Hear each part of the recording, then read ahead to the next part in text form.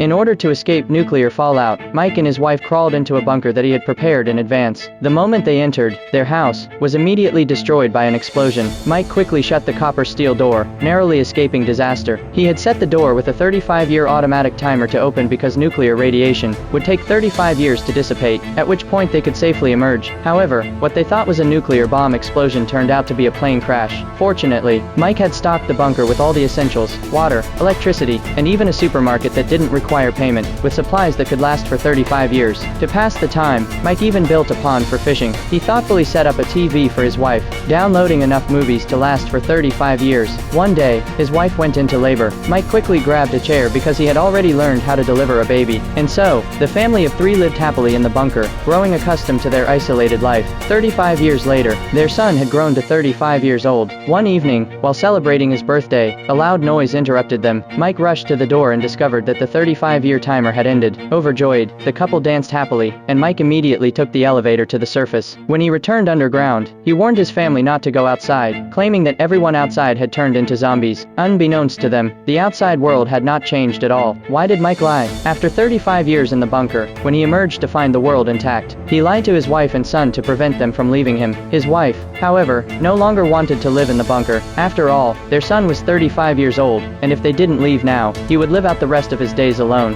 One day, mother and son drugged Mike and knocked him unconscious. While he was asleep, the mother gave their savings to the son, instructing him to go out, get married, and bring back a wife. She also gave him her husband's cherished baseball cards. The son, Sam, was overjoyed. This was his first time stepping out into the world, and he was excited. When Sam took a bus to the supermarket, he realized that the prices outside had skyrocketed. The money his mother gave him was only enough to buy a pack of instant noodles. So, Sam thought of using the baseball cards to trade for money. At the antique shop, the owner immediately recognized the value of the cards. They were worth enough to buy the entire store. However, seeing that Sam didn't understand their worth, the owner planned to cheat him. Fortunately, a kind female employee warned Sam, exposing the owner's scheme. She wasn't fired, and she helped arrange for Sam to stay at a hotel, advising him to protect the cards. Sam, however, told her that he needed her help to find a wife, and in return, he would give her a baseball card once the task was completed. The woman took Sam to a bar, where she introduced him to several waitresses. Despite it being his first time flirting, Sam managed to make them all want to marry him right on the spot. But one waitress, Xiao Li, watched from the side and, strangely, felt jealous.